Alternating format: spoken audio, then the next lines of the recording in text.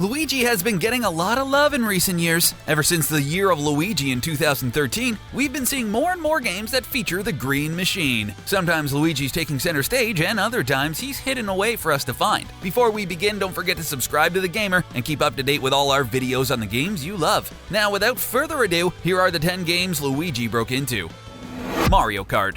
Mario Kart is one of the most recognizable gaming franchises. With its memorable stages, large roster of characters, and remarkable items, it's no wonder why Mario Kart still remains to be one of the best multiplayer games to play with your friends. Given that the game is called Mario Kart, it will come as no surprise that Mario characters are featured. Shocking, right? This is obvious to anyone, but what really makes this entry unique is what happened in Mario Kart 8. When trailers and gameplay footage were being released for this game, there was one element that drew people's attention: the Luigi death stare. When Luigi would hit someone with an item in the game, the replay would show Luigi giving an icy, unfeeling glare to his victims as he speeds away. That's cold, Luigi. This meme quickly picked up some steam and became the most talked about joke in the game. There were complications of the Luigi death stare, cosplays at conventions, and even other edits of the same meme that would graph Luigi's face onto other characters and people. While the series is called Mario Kart, the 8th game should have been called Luigi Death Stare Kart, or maybe Mad Luigi Kart sounds better.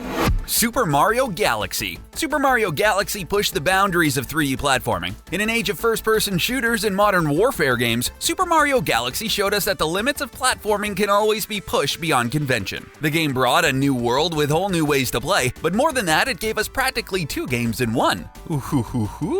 Over the course of the game, you play as everyone's favorite plumber, Mario, zipping and flying from one planet to the next, in order to stop Bowser from once again taking over the Mushroom Kingdom. That Bowser is persistent. However, you will occasionally get letters in the game from Luigi. These letters will tell you about secret stars you could go back and get. Once you had all the power stars in the game, you could unlock a whole new world and replay the game, only this time, you play as Luigi. In this version of the game, you'll face some new challenges like Luigi's increased speed and jump height. What's even weirder is the secret letters you get from Luigi are still in the game. So if you're playing Super Luigi Galaxy, you can find the secret Luigi stars and have 2 Luigis in the same level. Trippy, huh?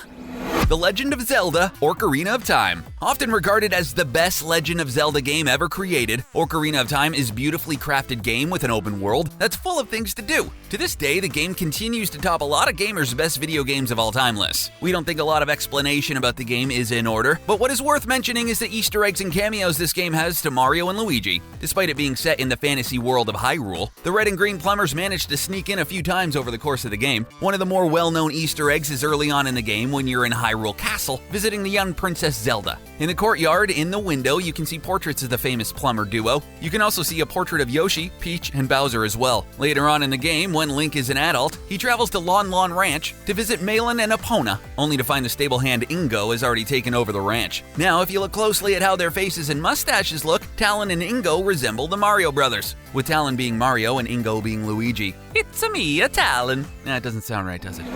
Super Smash Bros. If there was ever a time for Luigi to work out all his repressed rage towards his brother, it would be a no-holds-barred death match against Nintendo's greatest fighters. Super Smash Bros. Takes everything we love about Nintendo and ramps it up by making our favorite characters duke it out. There's really nothing more to say about the game itself because the competitive Super Smash Bros. Scene is growing every day. What is interesting about the game, however, is Luigi. Up until the latest game has always been an unlockable character. Despite Luigi being an original Nintendo character from the very beginning, he has always needed to be unlocked in some fashion. It changed in Super Smash Bros. For Wii U. What comes across odd is the fact that, for the most part, Luigi's moveset has been pretty distinct from Mario's, and even some have argued he has better moves. This was also brought to the forefront when Final Smashes were introduced and Luigi seemed to be better than Mario's. If you were to look at the tiers list for competitive Super Smash Bros., you will see Mario and Luigi are about the same level depending on the game and rank. Well, at least going forward, Luigi will be a part of the starting roster. Finally, Luigi getting some love.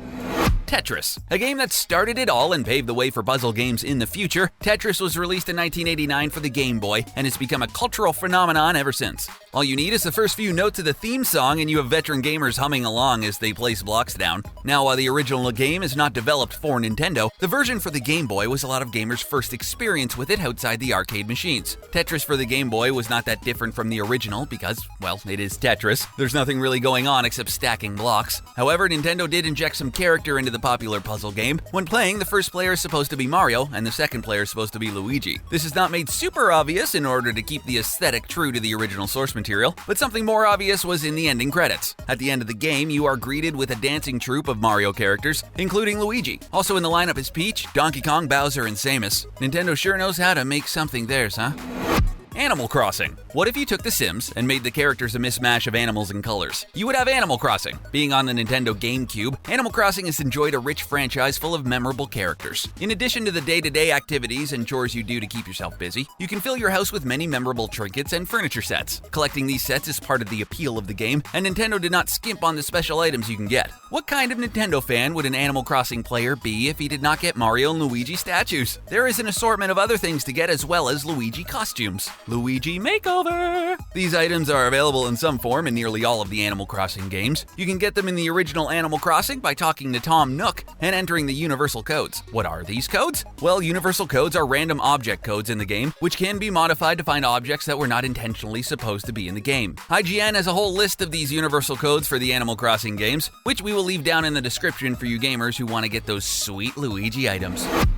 Kirby. Perhaps one of the easier franchises to overlook, Kirby, the gluttonous pink ball of fun, has been sucking up enemies and stealing their powers for years. He's a monster, that Kirby. Kirby has gone through many forms over the last couple of years and has done more than sucking and absorbing powers. He's been turned into yarn and clay in his most recent games, but to veterans he's known for taking the powers of his enemies and using them to further his mission. During this time, Kirby has also released plenty of incredible games like Kirby Superstar and Kirby Superstar Ultra. It is in these games where we see more characters from the Nintendo sphere bleed into the world of Kirby. In Kirby Superstar Ultra, when you go to fight King Dedede, you are taken to a wrestling ring where various enemies pack the stands, but it's not only enemies. If you look to either side of the ring, you'll see the Mushroom Kingdom gang cheering on while you fight. Mario, Peach, Wario, and everyone's favorite, Luigi, are there to cheer you on into victory.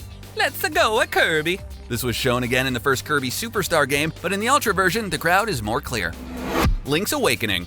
Ocarina of Time is not the first or the last Legend of Zelda game to feature Mario Easter eggs and cameos. Link's Awakening was released to the Game Boy in 1993 and was later released on the Game Boy Color. The game was praised by gamers of all ages and is often said to be on par with Ocarina of Time. The game is also regularly said to be the best handheld Zelda game in the franchise. This game features a lot of different Easter eggs which allude to other Nintendo games and properties. For example, the character Terran resembles Mario. The two look similar and can turn into raccoons, or tanukis if you want to get technical. Another more relevant Easter egg is the Kuko Keeper in the henhouse. The Keeper is meant to look a lot like Luigi from Super Mario World. It was likely this was a reused asset to save on resources and time, but could just as easily been used as a reference to the famous plumber duo. Needless to say, this would clearly not be the last time other Nintendo characters would be featured as cameos in Zelda games, but it's nice to see that even back in the dawn of handhelds was this level of detail and fan appreciation. Thanks, Nintendo.